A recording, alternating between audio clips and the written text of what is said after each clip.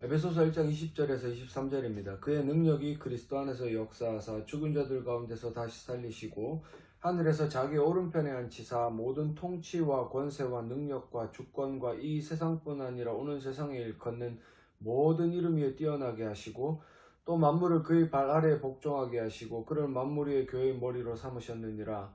교회는 그의 몸이니 만물 안에서 만물을 충만하게 하시는 이의 충만함이니라. 아멘. 여러분은 무엇을 믿습니까? 하나님을 믿는다고 이야기를 하고 예수 그리스도를 믿는다라고 고백을 하지만 과연 무엇을 믿습니까? 혹자들은 예수를 믿기 때문에 천국 갑니다라고 이야기를 하고, 혹자들은 예수를 믿기 때문에 이 세상에서 잘 먹고 잘 살 거라고 이야기를 하고, 혹자들은 예수를 믿기 때문에 모든 것들이 형통할 것이라고 자기는 믿어 의심치 않는다라고 이야기를 합니다. 그것도 믿음의 한 종류라고 말할 수가 있을 것 같기도 해요. 맨 처음에 말씀을 드렸던 예수를 믿으면 천국 가는 거는 확실한 우리 믿음의 내용이 맞고요. 근데 잘 먹고 잘 살고 모든 것이 형통하다. 이거는 좀 잘 모르겠습니다. 근데 여러분들이 잘 아셔야 되는 거는 하나님을 믿는다, 예수를 믿는다, 성령 하나님을 믿는다라고 이야기할 때 믿음의 내용의 본질은 죽어있던 내가 살아났음을 믿는 거예요. 죄로 인해서 죽을 수밖에 없었던 그런 어떤 본질상 진노의 자녀였던, 그리고 나의 어떤 육체의 정욕이, 육체의 소욕이 시키는 대로 행할 수밖에 없었던 그런 무능력한 존재에서 이제는 그것을 뛰어넘어서 하나님의 말씀에 순종하고 예수 그리스도의 통치에 순복할 수 있는 새 사람이 되었음을 고백하는, 그것이 우리 믿음의 내용이고 가장 믿음의 핵심적인 어떤 신앙의 고백일 거라고 저는 생각을 합니다. 왜 그러냐면 오늘 20절에 나오는 것처럼 그의 능력이 그리스도 안에서 역사하사 죽은 자들 가운데서 다시 살리셨다. 여기서 능력이라는 말은 헬라어로 디나미스라는 단어를 쓰는데, 이 단어가 하나님께 쓰여질 때, 하나님과 관련되어 쓰여질 때 그 하나님의 힘을 가리키고, 이 힘 가운데서도 특별히 창조의 능력과 관련되어서 주로 사용이 된다는 거죠. 그렇다면 이 창조의 능력이 그리스도 안에서 역사했다는 말은 그리스도를 통해서, 그리스도의 어떤 일상을 통해서 이 일들이 일어났음을 가리키는데, 죽은 자들 가운데서 다시 살리셨다. 그럼 예수님이 한 번은 죽었음을 가리키고 있고, 결국은 이 힘이라는 것, 이 능력이라는 것이 죽은 자를 살리는 하나님의 능력이 됨을 오늘 본문 20절에서는 우리들에게 알려주고 있는 겁니다. 우리가 잘 아는 것처럼 창세기 2장 17절에 선악을 알게 하는 나무의 열매는 먹지 말라. 내가 먹는 날에는 반드시 죽으리라. 이 하나님의 말씀에 불순종함으로 아담과 하와로부터 시작된 원죄가 모든 인류를 죄 가운데 빠뜨렸습니다. 그래서 하나님의 특별한 은혜의 선물이 아니라면 그 인류는 그렇게 그냥 살아가다가 다 죽을 수밖에 없는 그런 상황 가운데 놓여져 있는 거예요. 이런 어떤 상황이 계속해서 인간의 방법대로 어떤 자녀가 태어나고 그 자녀가 커가면서 하나님의 은혜로 어떤 복음을 접하지 못한다면 계속해서 육체의 소욕이 시키는 대로 본질상 진노의 자녀라는 정체성을 가지고 죽을 수밖에 없는, 죽음을 향해서 달려가는 사람의 삶이라는 건 참으로 아이러니합니다. 그죠? 생명이라는 것은 죽음과 반대의 개념이라고 우리가 생각할 수 있는데, 근데 하나님의 은혜가 없는 일상적인 불신자들의 그 생명이라는 것은 죽음을 향해 달려가고 있고, 그 생명의 끝에는 모든 것들이 종결되어지는 그런 비참함이 놓여져 있음을 우리가 알고 있고, 이것을 우리는 아이러니하다라고 부를 수밖에 없는 거예요. 하지만 하나님께서는 이런 어떤 죄 가운데 놓여져 있던 인간들을 구원하기 위해 율법 외의 방법, 율법은요, 모든 율법을 매 순간 하나도 빠짐없이 지켜 행해야 되는 그런 어떤 불가능한 조건을 제시를 하고, 우리로서는 그 율법을 지켜서는 구원을 받을 수 없다라는 것을, 결국 너는 죄인이야 라는 정죄를 받을 수밖에 없는 기능밖에 못하는 거죠. 근데 하나님은 택자들, 우리가 1장 초두 부분에 살펴본 것처럼 선택하시고 예정하신 하나님의 백성들을 구원하기 위해 하나님은 예수 그리스도를 이 땅 가운데 보내어 주셨는데, 그 보내시는 방법 또한 우리와는 다른 방법이에요. 성령으로 잉태하게 하심으로 남녀가 결혼해서 성적인 관계를 통해 아이를 출산하면 아담의 죄가 그대로 물려지는 유전이 되는 그런 어떤 전철을 밟게 되지만 예수 그리스도는 성령으로 동정녀 마리아의 몸을 통해 잉태되심으로 말미암아 원죄의 사슬을 끊으셨고, 이 예수님은 자신의 인생 33년의 모든 시간들을 통해서 하나님의 말씀에 온전히 순종함으로 율법을 다 지켜 행하셨다. 이것을 믿지 못하는 사람들은 어쩔 수가 없습니다. 그 사람들이 믿음이 없기 때문에 그들에게 이것을 믿으라고 강요해봐야 싸움밖에 안 납니다. 다만 믿음이 있는 우리들에게는 이 사실이 너무나 중요한 것은 예수님이 우리의 롤 모델이 되기 때문에 뒷부분에 가서 설명을 드리겠지만, 우리도 예수님처럼 살아야 되는 그런 어떤 막중한 책임감을 가질 수 있다. 그래서 율법을 하나도 어김이 없던 그 예수 그리스도가 십자가상에서 우리 인류의 모든 죄를 짊어지시고 죽습니다. 죄인이 아니었던 의인이었던 그분이 우리의 모든 죄를 짊어지셨을 때 그는 죄인이 되었고, 죄인은 말 그대로 죄를 가지고 있는 사람이죠. 그죠? 그 죄의 삭시 사망이었기 때문에 그 예수는 십자가상에서 죽을 수가 있었던 것이고, 예수님이 십자가 달려 죽고 난 이후에 그에게 죄가 있었습니까? 죄 없이 태어나셨고 죄 없이 사셨다가 죄송합니다. 십자가상에서 우리의 죄를 짊어지고 죄의 삭신 사망으로 죄값을 치렀기 때문에 결국은 이 세 가지 조건을 다 완성하셔서 죄인이 아니었어요. 의인이었어요. 그래서 죄의 삭시 사망이라 이 의인이 된 예수 그리스도를 하나님은 그의 창조의 능력으로 죽은 자들 가운데서 다시 살리실 수밖에 없었다. 그렇게 살게 된 예수 그리스도, 그의 능력 가운데 우리가 또한 매달려 있다라면 우리 또한 죽음 가운데서 살아난 죄된 문제를 해결받고 대속받고 예수 그리스도의 모든 십자가의 능력으로 속량을 받음으로 말미암아 나 또한 이제는 죽은 자들 가운데서 다시 살아날 수 있는 존재가 되었음을 우리는 깨달아야 돼요. 그것이 오늘 본문에서 이야기하는 그의 능력이라고 불려지는 말씀의 제목이 되는 뒤나미스요. 이 능력이 우리를 변화시켰다라면 우리는 더 이상 죽음 가운데, 죄 가운데 놓여서 진창 가운데 빠져서 온몸에 더러운 것들을 묻히면서 살아가서는 안 된다라는 것을 말하고 있는 거죠. 그죠? 베드로전서 1장 3절과 4절을 보시면 우리 주 예수 그리스도의 아버지 하나님을 찬송하리로다. 그의 많으신 긍휼대로 예수 그리스도를 죽은 자 가운데서 부활하게 하심으로, 죽은 자들 가운데서 부활하겠다라고 하면서 정말 직접적으로 예수 그리스도가 죄에 대한 모든 속량을 마치셨음을 선포하고 있습니다. 우리를 거듭나게 했다. 예수 그리스도가 부활하셔서 우리에게 그 어떤 롤 모델로 서 계시기 때문에 우리 또한 거듭났다. 거듭남으로 말미암아 우리에게는 이제는 산 소망, 즉 죄가 아니라 의로서, 죄인이 아니라 의인으로 살아갈 수 있는 이 산 소망을 갖게 하고, 4절에 썩지 않고 더럽지 않고 쇠하지 아니하는 유업을 잊게 하시나니, 이 유업이라는 것은 너무나 많은 것들을 표현이 될 수 있다고 이야기를 했어요. 구원이나 천국이나 하나님 나라나 제가 에베소서에서 끌어들였던 순종의 어떤 그런 능력들이나 이런 것들이다.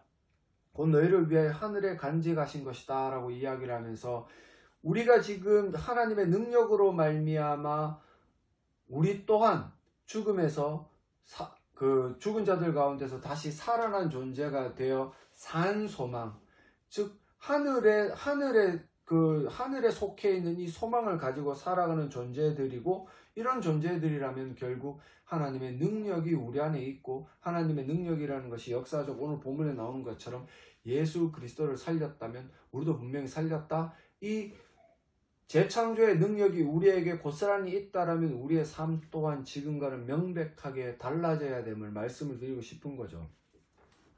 그래서 이 하나님의 능력이라는 것은 예수 그리스도에게 먼저 적용이 되었습니다. 예수 그리스도를 어떻게 했습니까? 하나님의 말씀에 온전히 순종하게 하심으로 하나님의 기쁨이 되셨고, 하나님의 영광을 이 땅 가운데 십자가상에서 드러내시는 역할을 감당하셨기 때문에 이런 어떤 능력이 결국은 우리들에게도 고스란히 주어진다면 우리 또한 순종의 능력을 회복할 수 있다. 이런 예수님을 어떻게 만드셨습니까? 20절 하반절을 보시면 하늘에서 자기 오른편에 앉혔다. 오른편에 앉혔다라는 얘기는 권세를 주셨다는 말이에요. 하늘에서 자기 오른편에 앉혔다는 말은 이 만물을 다스릴 수 있는 통치자로서의 그 어떤 권세를 주셨음을 설명을 하고요. 21절에 모든 통치와 권세와 능력과 주권과 이 세상뿐 아니라 오는 세상에 일컫는 모든 이름 위에 뛰어나게 했다. 최고가 되게 했다. 이름이라는 것은 명성을 가리키고 평판을 나타내는 겁니다.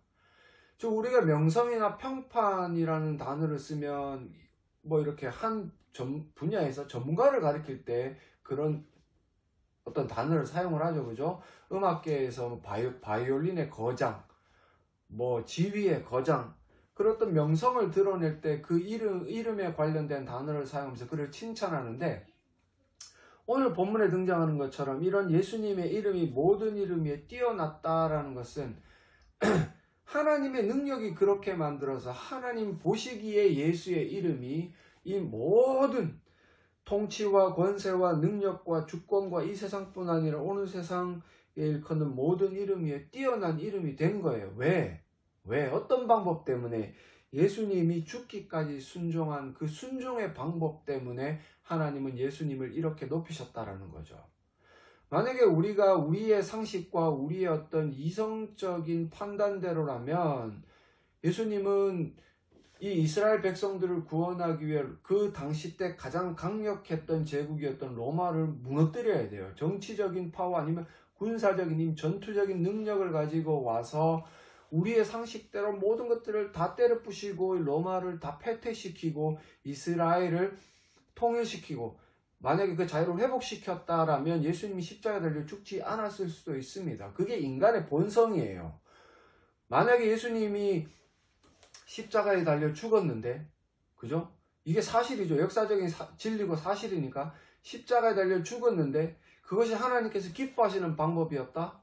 이런 방법적인 측면에서 인간들이 이해할 수가 없고 이것들을 믿을 수가 없는 것은 제가 조금 전에 말씀드렸던 것처럼 인간이 그 명성이나 평판을 높게, 그러니까 높이 인정하려면 예수님의 그 어떤 이스라엘을 통일시키는 방법이 전쟁으로, 전투로, 모든 파워풀한 누구도 알 수 없는 그 신비한 능력으로 이것들을 이루어냈다라면 보통 인간들이라도 이 예수님의 이름을 인정했겠지만, 우리가 잘 아는 것처럼 예수님의 이 능력으로 이루어진 모든 일들, 모든 이름 위에 뛰어나게 되신 그 원인은 순종일 뿐이었다.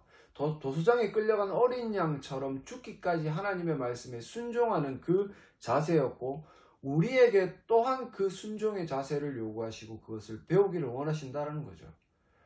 우리가 돈을 가지고 권력을 가지고 남 앞에 갑질하고 그 사람들을 호령하고 그 사람들 앞에서 위력을 떨치라고 말씀하시는 것이 아니라, 우리가 가진 것들이 많다라면 돕기 위해 내어놓고 이웃들을 섬기고 오른손이 하는 걸 왼손이 모를 정도로 겸손하게 이 모든 것들을 감당하기를 원하시는 게 예수님의 방법이고, 그것이 예수님께서 행하셨던 모든 순종의 모습이었다. 근데도 우리는 지금 우리가 살아가는 삶의 모습들을 돌아본다면 성경에서 이야기하는 예수님의 방법, 십자가에 달려 죽고 그리고 죽은 자들 가운데서 3일 만에 부활했고, 그리고 모든 통치자 위에 통치자가 되어서 이 온 우주 만물을 다스리는 분이 되었다라는 사실을 100% 믿는 것 같지는 않아요. 왜 그래? 우리가 만약에 믿는다라면 예수님만으로도 충분하고, 예수님께서 걸어가셨던 그 길들을 우리 또한 고스란히 걸어갈 수 있을 텐데, 이런 길을 걸어가기보다는 오히려 제가 말씀드렸던 정치적인 파워나 전쟁, 전투하는 인간의 상식선에서 봤을 때 나폴레옹이나 뭐 알렉산더 대왕이나 힘 있는 자들의 그런 어떤 것들을 그려내면서 그것들대로 살아가려고 애쓰는 모습들을 본다면, 예수 십자가에 달리신 그 연약한 예수, 어린 양, 피 흘리신 어린 양, 그리고 하나님의 말씀에 죽기까지 순종한 모습을 그렇게 달가워하지는 않는 것 같다. 그런 모습들을 달가워하지 않는다면 과연 뒤에 나오는 것처럼 이 교회의 머리가 되신 예수 그리스도를 우리가 진짜로 인정하고 있다고 말할 수가 있느냐? 참으로 의심이 된다는 거죠. 그죠? 그래서 모든 이름에 뛰어나게 하시고 22절에 또 만물을 그의 발 아래 복종하게 하셨다. 하나님은 분명히 선포하고 있습니다. 이 말인즉슨 모든 만물이 예수의 발 아래 복종하게 하셨다라는 말은 그분이 지금 이 피조 세계를 다스리는 통치자, 즉 그 하나님의 능력으로 말미암아 십자가상에서 모든 사명들을 감당하시고 그를 믿는 모든 자들에게 재창조의 어떤 능력으로 창조주가 되셨다라면 당연히 통치자로서 지금 다스리고 있다라고 하나님은 선포하고 있고, 또는 그분이 특별히 만물 위에 교회의 머리로 삼으셨다, 그렇다면 교회된 우리를 다스리는 통치자로서 지금 예수님은 우리 위에 있음을 지금 말씀을 하고 있는 거예요. 그럼 내가 늘 말씀을 드리지만 통치자의 말씀에 순종하지 않는 어떤 피통치자는 도태될 수밖에 없고 죽을 수밖에 없는 거예요. 그래서 어떤 역적이라고 불리면서 통치자, 물론 그런 어떤 나쁜 통치자들은 그렇게 하겠지만 우리가 믿는 예수 그리스도의 그 선한 통치 아래에서 그 통치받기를 거부하는 것은 결국은 그 사람을 불신자라는 것을 가리키거든요. 하나님의 은혜로 말미암아 우리가 거듭나서 산소망을 가지고, 베드로가 이야기했던 거듭나게 하시고 산소망을 갖게 하신 그 존재들에게 예수 그리스도라는 것은 전부가 될 수밖에 없다. 그 예수님의 통치에 순종하기 위해 애쓰는 것이 당연한 모습이 될 수밖에 없음을 이야기를 하고 있는데, 결국 예수를 믿는다라고 이야기를 하고 교회를 다니면서 하나님의 백성이라고 자처하는 자들이 이 예수님의 통치받기를 거부한다라면 그것은 불신자라고밖에 말할 수가 없다는 결론이 드러나는 거죠. 그죠? 그래서 우리가 아는 것처럼 죄의 삭신 사망의 모든 죄인을 구하기 위해 전쟁의 방법이 필요한 것이 아니라 그 죄인이 할 수 없는 일들을 하게 만들어서 하나님의 요구를 만족시키는 것이 결국은 가장 탁월한 하나님의 능력이 됨을 우리는 인정을 해야 돼요. 그래서 예수 그리스도께서 십자가에 달려 죽고 3일 만에 부활하시고 모든 피조 세계를 다스리는 왕이 되셨으면 하나님께서 제시하신 유일한 방법이요, 그 유일한 방법은 로마서 8장 3절과 4절을 보시면 율법이 육신으로 말미암아 연약하여 할 수 없는 그것을 하나님은 하시나니 곧 죄로 말미암아 자기 아들을 죄 있는 육신의 모양으로 보내어 육신의 죄를 정하사 육신을 따르지 않고 그 영을 따라 행하는 우리에게 율법의 요구가 이루어지게 하려 하심이라. 우리가 할 수 없는 모든 것들을 독생자에게 떠넘기시고 이 독생자가 육신으로 이 땅 가운데 오셔서 율법의 요구가 이루어지게 하심으로 말미암아 우리를 구원하는 참된 능력이 되셨다. 창조의 능력이 되셨다. 어떤 창조의 능력이 되신 예수 그리스도가 지금 우리를 다스리고 있다. 그 다스림의 방법, 다스림으로서 요구하는 방법이 뭐냐면 예수께서 죽기까지 순종한 순종의 모습이다. 근데 우리는 착각하여서 순종의 모습, 이런 그런 것들 나약하다라고 이야기를 하면서 오히려 인간적인 방법으로 많은 돈을 가지고 많은 권력을 가지고 갑질하면서 자기 자신을 드러내면 세상이 그에 굴복할 거다라고 착각을 하는데 그건 진짜 착각입니다. 세상은 순종하는 자를 이용해 먹을 수도 있고 정말로 하나님 예수 그리스도의 통치에 순종하여서 거룩하게 살아가는 자들을 멸시하고 우습게 볼 수도 있겠지만, 그런 삶을 살아가는 것이 오히려 예수님을 닮아가는 그리스도인으로서 가질 수 있는 바람직한 모습이다. 그것을 하나님께서는 우리에게 요구하셨고 그것이 우리의 삶을 통해 이루어지기를 하나님은 지금 바라고 있다는 거죠. 그러면서 23절에 교회는 그의 몸이다. 즉 나는 몸이죠. 나의 머리가 누구예요? 예수 그리스도예요. 이렇게 생긴 민병선이라는 사람의 이 머리가 시키는 대로 이 손이 이렇게 움직이고 제스처를 취하고 말을 하고 또 이 손이 이렇게 움직이는, 그리고 이 태블릿에 있는 글자를 볼 수 있는, 머리가 시키는 대로 하는 게 몸입니다. 만약에 머리가 시키는 대로 몸이 하지 않으면 그것은 뭔가 장애가 일어나는 거예요. 그 장애가 일어나면 뇌에 어떤 오기능이 일어났다든지 뭔가 종양이 생겼다든지 원인을 가지고 있는 거죠. 그죠? 하지만 우리가 잘 아는 것처럼 우리의 머리가 되시는 독생자 예수 그리스도는 전능하신 완전한 분이시기 때문에 결국 이 머리가 시키는 대로 행동하는 것이 우리의 의무고 우리의 권리입니다. 만약에 그리스도인이라고 이야기를 하면서 예수님께서 시키는 대로 이 육신이 움직이지 않으면 그 사람의 머리가 예수 그리스도가 아니고 여전히 자기 자신이 자기의 이 육신의 머리가 되어서 움직이고 있다. 이 말을 더 쉽게 풀어서 설명한다면 말씀에 순종하면서 살아가는 힘이 없는 사람들 있죠. 고의적으로 물론 약한 사람들은 약하다라는 말은 강해질 수 있는 것을 전제로 하고 그 가능성을 내포하고 있습니다. 맞잖아요. 약함에서 강함이 생기지 처음부터 강한 어떤 존재는 없는 거예요. 그죠? 대신에 없는 자가 있어요. 순종함의 어떤 모습이 없는 사람은 분명히 그 사람은 그를 이끌어가는 이 머리가 예수 그리스도가 아니라 여전히 자기 자신이다. 그래서 교회는 그의 몸이니 만물 안에서 만물을 충만하게 하시는 이의 충만합니다. 만물 안에서 만물을 충만하게 한다. 피조 세계 가운데서, 그죠? 교회는요, 그러니까 나 같은 교회는 이 피조 세계 안에서 나와 접하여 살아가고 있는 모든 피조 세계를 충만하게 한답니다. 뭐로요? 도대체 뭐로 충만하게 합니까? 제가 지금은 회사를 다니면서 차를 몰고 있고, 제가 다니는 회사에서 물건을 실어서 납품하는 회사에 가서 물건을 내려놓는데 전부 다 세상을 접하고 있어요. 세상에 있는 불신자들을 접하고 있습니다. 그렇다면 내가 그들에게 무언가 충만함을 줘야 돼요. 이 성경 23절에 이야기하는 것처럼 만물 안에서 만물을 충만하게 하시는 이의 충만함이다 라고 이야기를 하는데, 교회는 이 충만함이 있고 세상 가운데 이 충만함을 주어야 되는데 그게 돈입니까? 그러면 저는 자격이 없죠. 왜? 저는 돈이 없으니까 돈을 벌러 나와서 지금 없는 형편에 일을 하고 있기 때문에 돈을 줄 수는 없어요. 또 무엇을 줄 수 있습니까? 무슨 권력을 줄 수 있습니까? 제가 무슨 권력이 있어요? 기껏 해봐야 차를 몰고 다니면서 시키는 대로 하는 사람일 뿐이고, 명예? 무슨 명예가 있습니까? 목사요. 목사를 하다 그만둔 사람이에요.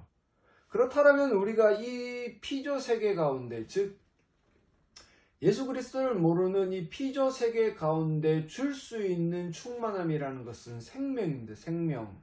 이 생명이라는 것은 죄가 아니라 죄인으로서 살아가면서 죽음을 맛볼 수 있는 상태에서 벗어나서 의인으로 살아가며 영원한 생명을 소유하고 있는 모습으로 사람들에게 무언가 선한 영향력을 끼칠 수 있는 그런 어떤 것들, 그것을 우리는 충만함이라고 부르고, 교회, 즉 성도, 예수 그리스도를 닮아가는 그리스도인들이 이 세상 가운데 보여주어야 되는 그런 어떤 것들이죠. 그죠?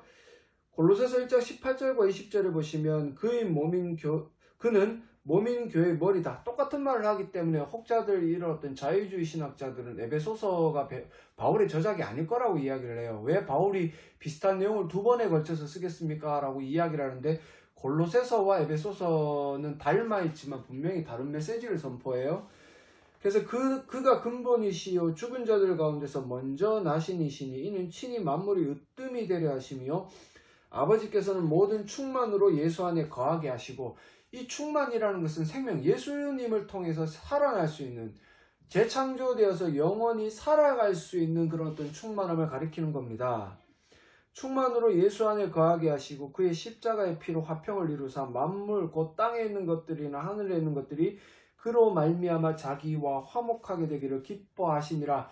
즉 죄와 양립할 수 없는 하나님의 그 의로움이 예수 그리스도를 통해 죄인들 가운데 어떤 씨앗으로 뿌려져서 그 가운데 죽어갈 수밖에 없는 죄인들 가운데에도 있는 하나님이 택하신 자들이 회복이 되므로, 재창조됨으로 말미암아 하나님과의 관계가 이제는 화목하게 되는 것이 하나님의 목적이에요.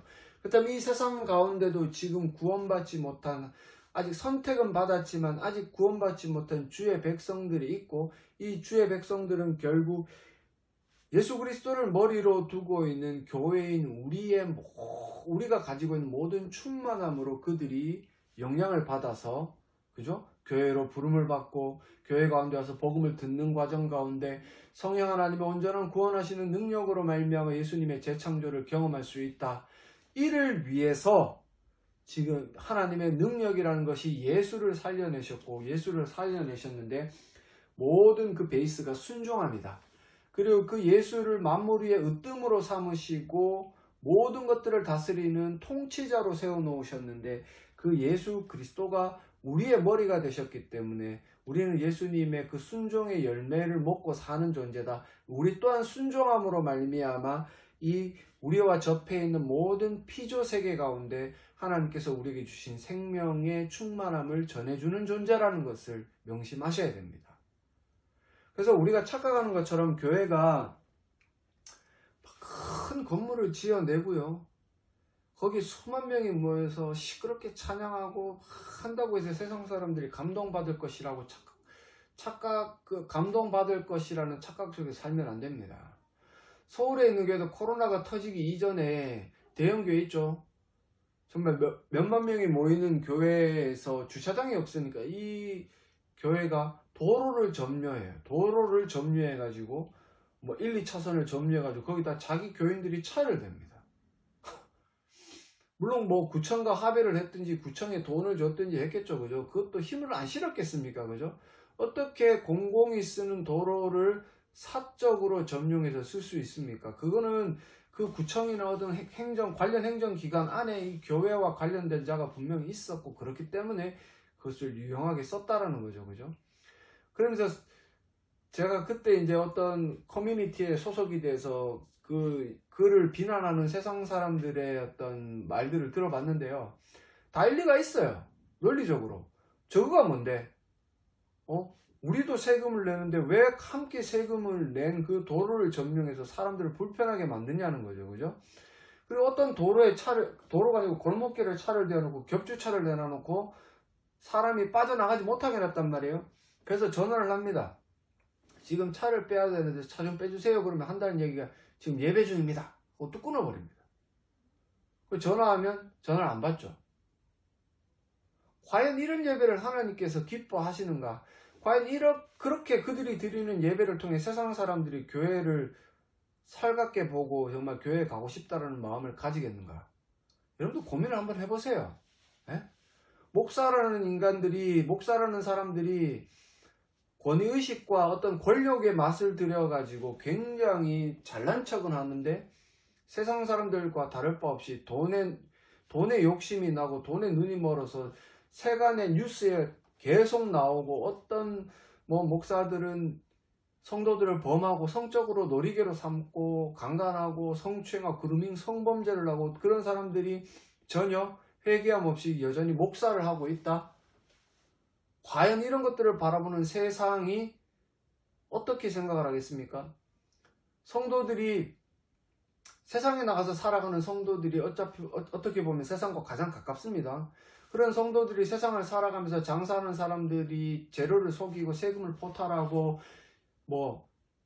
기업하는 사람들이 돈을 벌기 위해 사원복지 제대로 임금을 주지도 않는 돈에 눈이 멀어가지고 무슨 돈벌레 같이 살아간다면 세상이 과연 그들을 바라보면서 교회에 대한 호심을 느끼겠습니까? 그러면서 전도가 안 된다라고 투덜거립니까?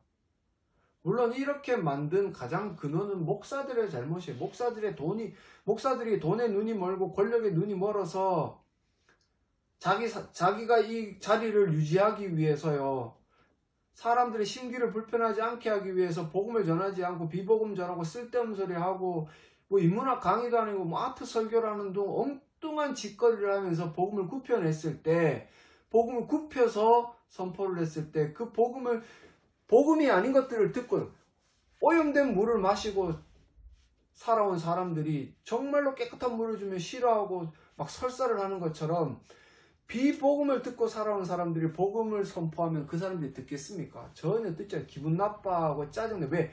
그 안에 복음을 들어야 되는 내성이 없기 때문에, 믿음이 없기 때문에 그래요. 그래서 목사들의 그런 어떤 욕심과 그런 어떤 안일함과, 정말 지금 제가 목회를 그만두고 세상에 나와서 이렇게 일을 해본 지 한 달이 넘었는데 목사들이 얼마나 편한지 여러분도 알아야 됩니다. 부목사들 돈이 없다라고 투덜대고 가난하다고 투덜대고 사례가 적다라고 투덜대는데, 여러분들이 하는 일에 비한다면 그 돈 정말 많은 거예요.